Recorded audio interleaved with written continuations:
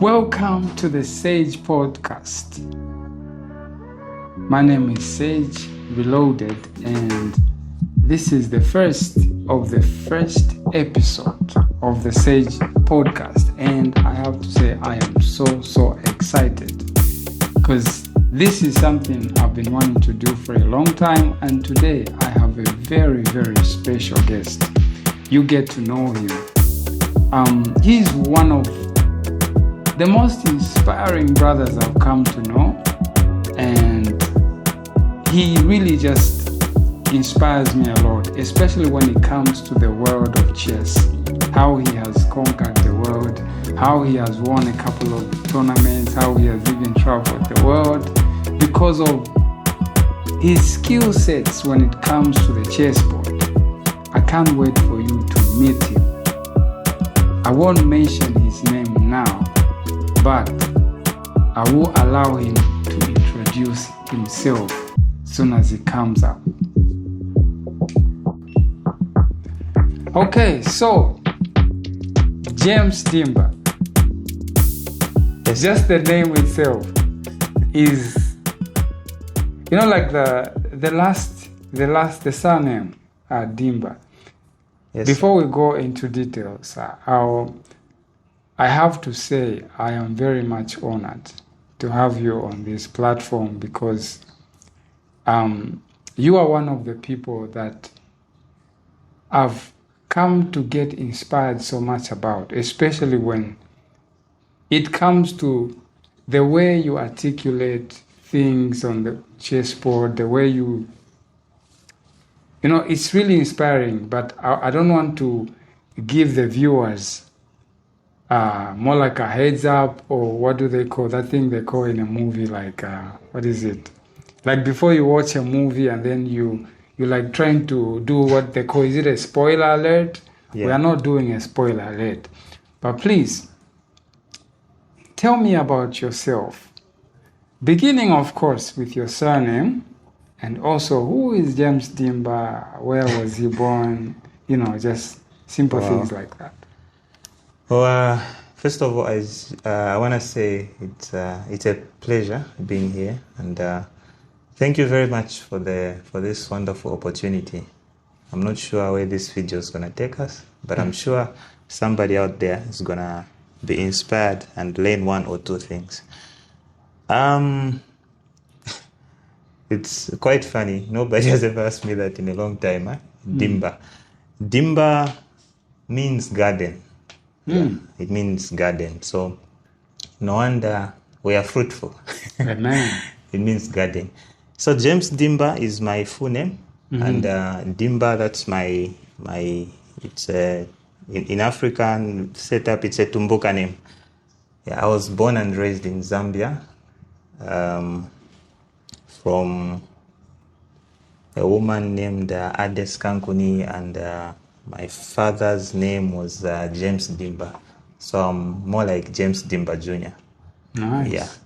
So I was born in Lusaka. I grew up in Lusaka. Unfortunately, my dad abandoned me when I was very young. So it was, I just grew up by the grace of God with a single mother, single parent. So, and it was a bit hard when I was young because some members of the family thought, like from my father's side, they thought we would be unable to survive, and they mocked us. But then God had his own plans. And here I am. I've grown up. I'm impacting lives. So I would say James Dimba is basically a minister of the gospel who plays chess, who is also a mathematician, a lecturer, an entrepreneur. I do a number of things. But one of my favorites, of course, apart from preaching the gospel, is playing chess and coaching. In fact, I prefer coaching to playing because I realize that I can create more champions. I can replicate myself. So I feel nice when I win tournaments and do big things, but I feel better when I see my students excel and win tournaments. So I think this is the summary I would say about myself. Very, very interesting summary out there. Now, I would like to make mention that I have noticed what you've been able to do in the chess world.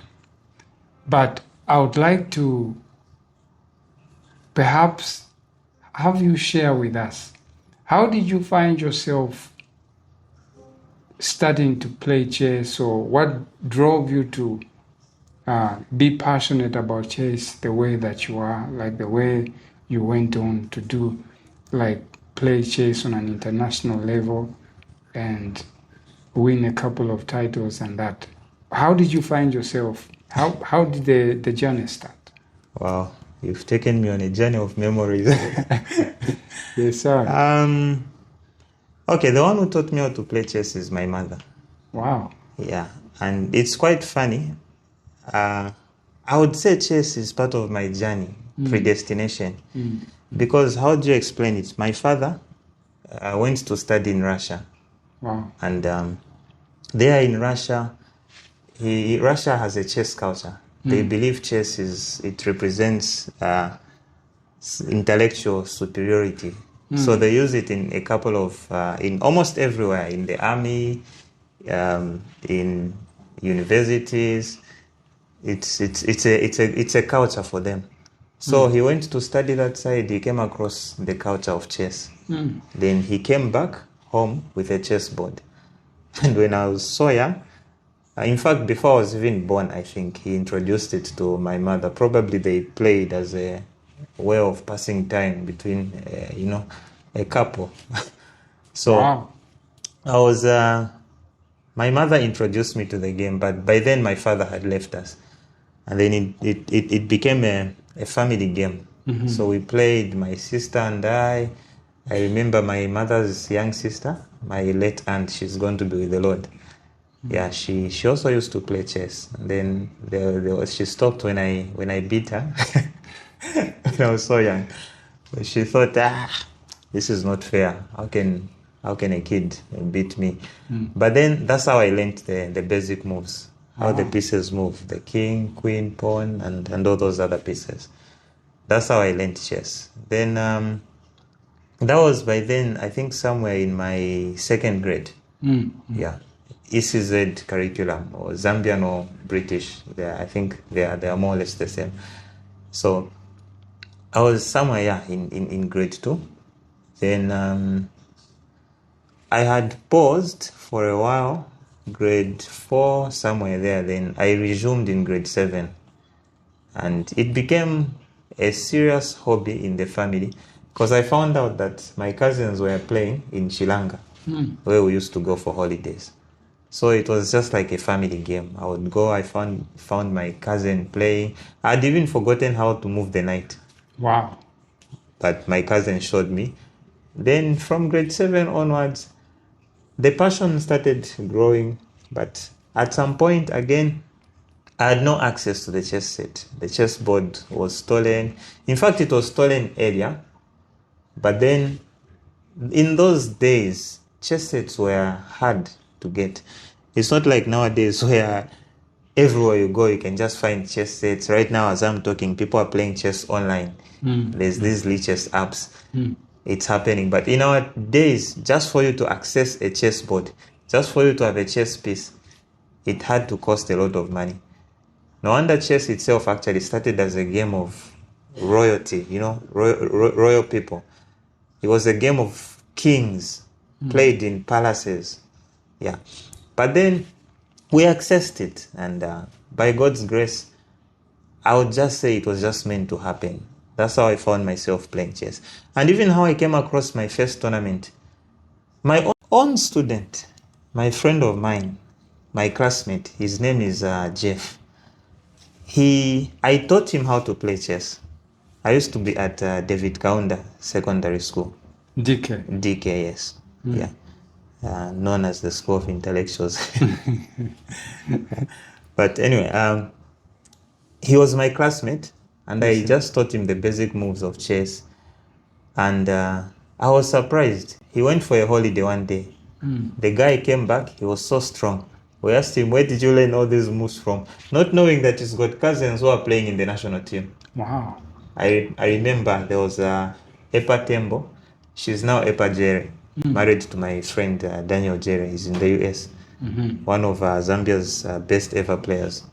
Yeah, he's an international master. He's done a lot of things for chess in my country. And there was a time he also helped me actually get to a certain level, because he used to train with me. He helped me with some materials. But how did I come to that point?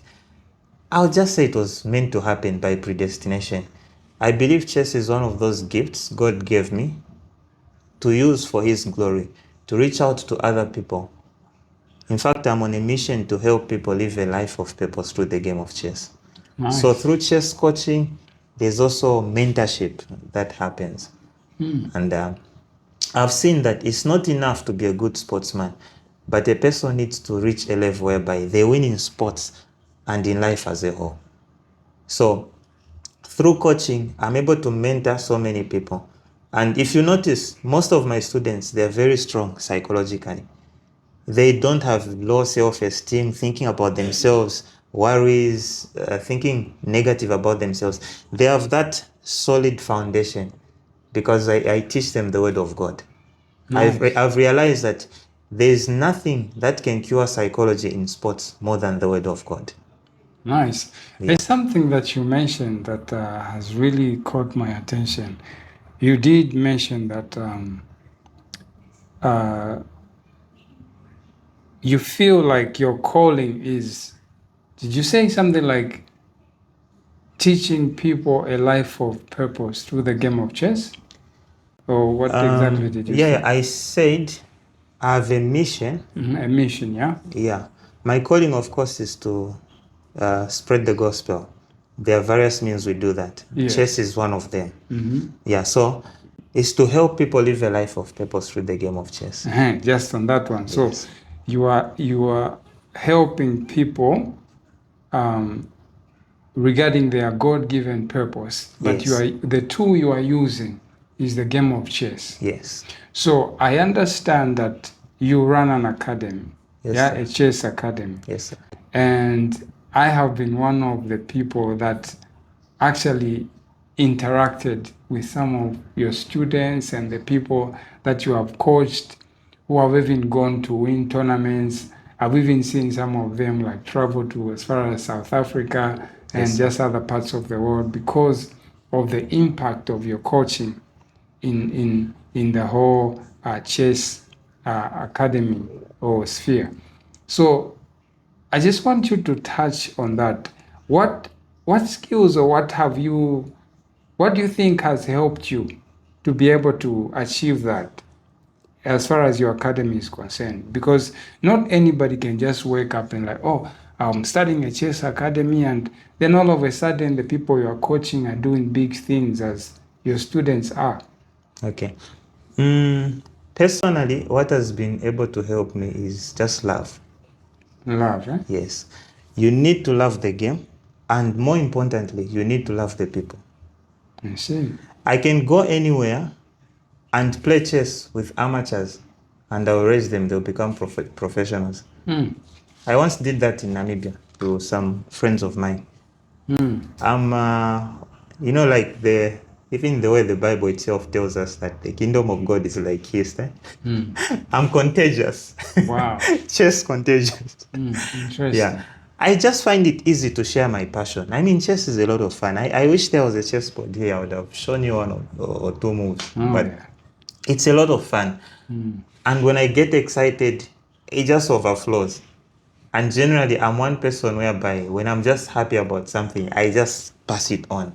Wow. Because I enjoy that atmosphere of joy. Moreover, the joy of the Lord is our strength. Amen. So I think that's the summary of it. I see. Love. Love. You need to love the people. You need to love the game itself. If you don't love the game, in fact, this applies to any sport. If you don't love any sport, you are there maybe for other reasons. you don't know what you're doing there, it will be very hard for you to reach a certain level. I see. Yeah. But the love for the game and the love for the people, I think it's what has seen me through. And more importantly also, the fear of God. Because without the fear of God, you cannot have love. Because Exactly. God is love. Exactly. Yeah. Exactly. So, one other thing I would like to touch on is the fact that I remember when we just met, one of the things you told me about was how you had won a couple of trophies, how you had even gone as far as playing for chess in Mexico and things like that. What would you say are some of your exploits or some of your trophies, some of your special moments you've had in the chess world? Or Well, I've had a number of tournaments, and some of them I would say were vacations, others were strictly just for the sake of winning. My greatest vacation was in Port Elizabeth in South Africa. It was the Commonwealth Chess Championship, where I think it was the biggest ever tournament in Africa nice. by then, and there were 99 countries present in one 99. tournament. Yes, 99, 99 countries, yes, present. I remember making friends from Australia, different places, Angola, of course. It was a moment to remember. But what was so special about that event was it was a time when South Africa was celebrating the birth of Nelson Mandela. And it was held at Nelson Mandela Bay in Port Elizabeth.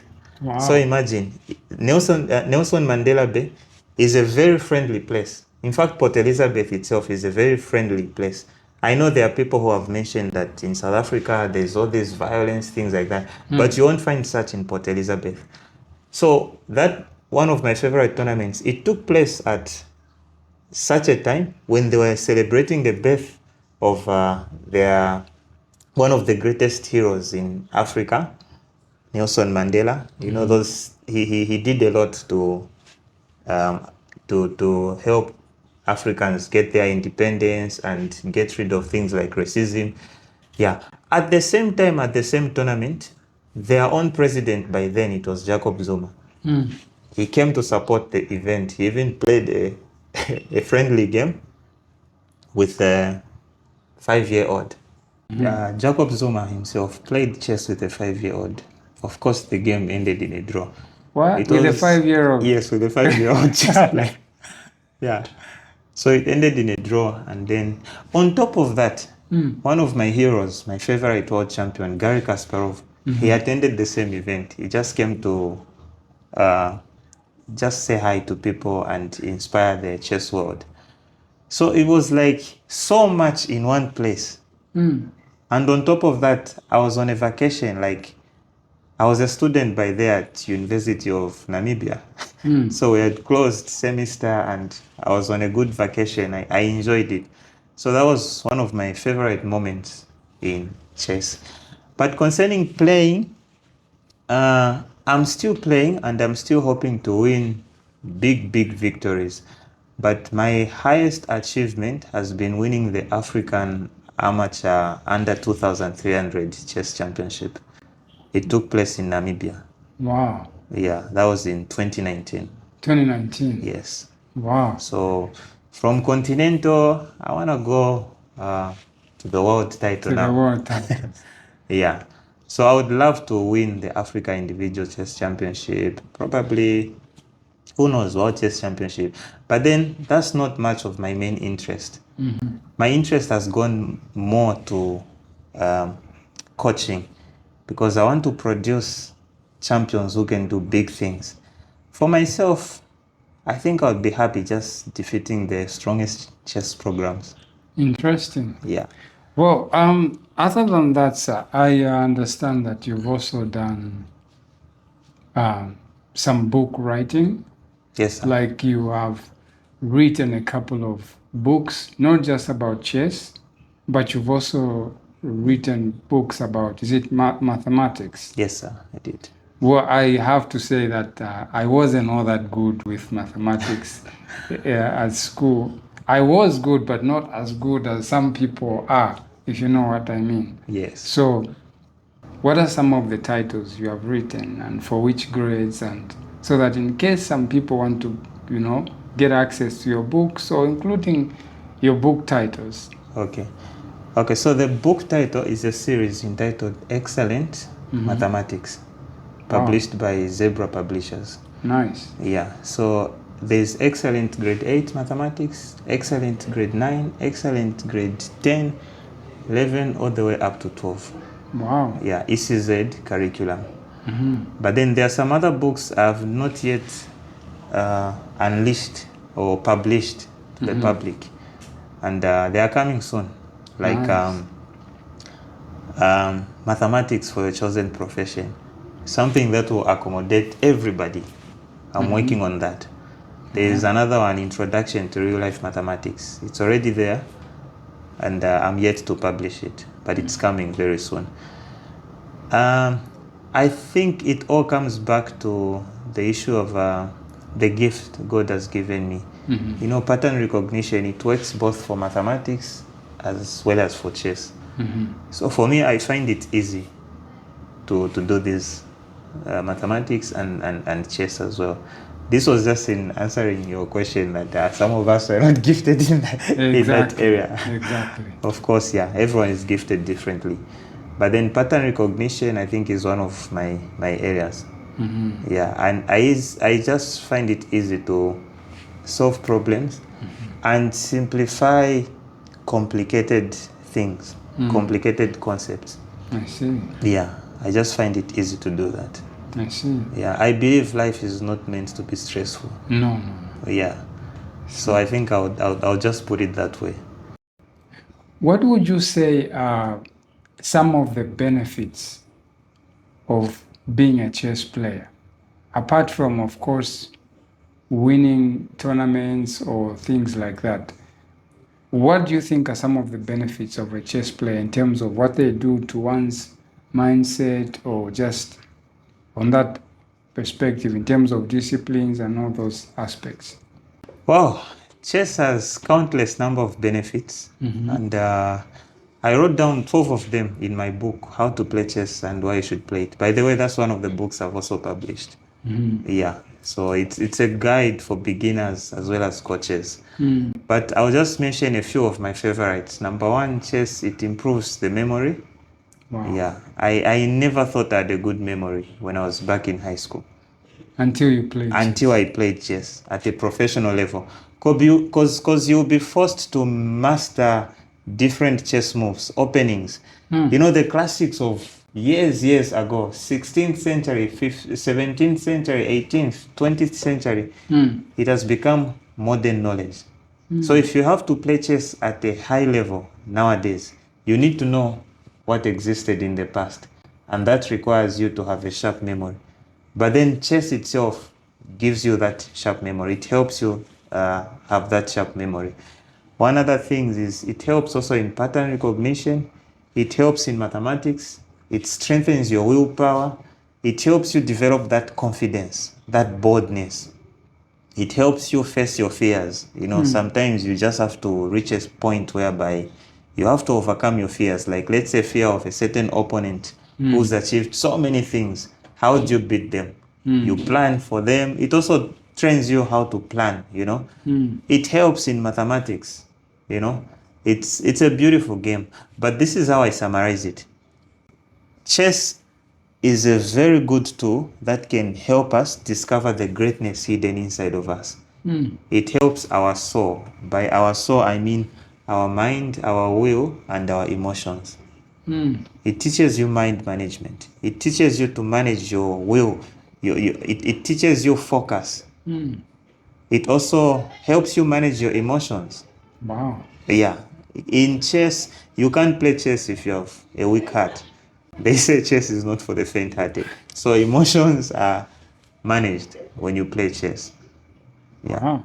Because I've actually noticed how it feels after you've taken a long time, like to play somebody, you struggled so hard and whatnot, maybe for an hour or two, and then when you finally don't make it, you lose. It's annoying. It's very annoying. It's annoying, very annoying. So, especially when you are winning and then you just make a silly mistake. A silly mistake and you lose. Now I'm looking at how that could feel on a national or international level. Imagine for someone who maybe you could have traveled. Who's that guy, the world champion player, world chess champion player? Is it Kasper? Magnus Carlsen. There's Carlsen. Bukesh. Yes, Carlsen. I remember there was that video. Yeah.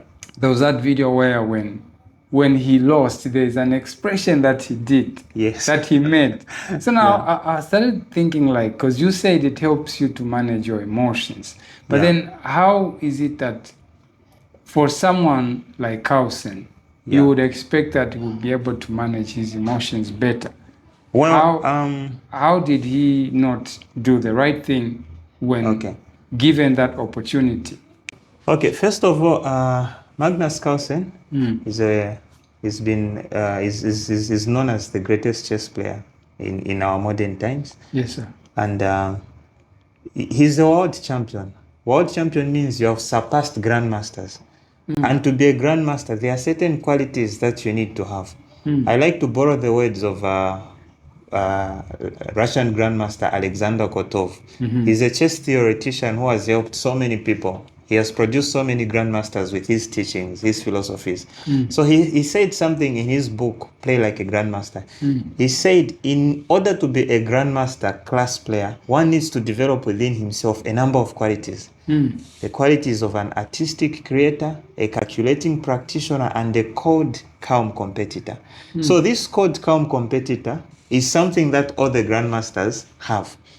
But then there are certain instances where the unexpected just happens, and then a certain reaction comes. Usually it could be an expression of maybe you are not just happy with yourself. You see yourself in a certain way and you don't expect maybe to lose in a certain way. Like, how do you expect someone who's so good at time management to just forget about time completely and then the clock just shows time up? Because chess is so consuming. It can consume your focus, that it's a world on its own. They say the number of possibilities on the chessboard is more than the number of atoms in the galaxy. Something like that, you know. There are just so many possibilities. But of course, as human beings, we use intuition. So for someone to express that kind of reaction, it's more like the unexpected has happened. Like, for instance, a sudden loss of focus. Because again, apart from being intellectual beings, we're also emotional beings. So you find that a sudden incident has happened maybe back home, and then your mind just slips, and then something happens, you lose focus, you are beaten on the board. So how do I solve that personally? Now, apart from explaining other grandmasters, my personal solution to this is what I call the qualities of a champion.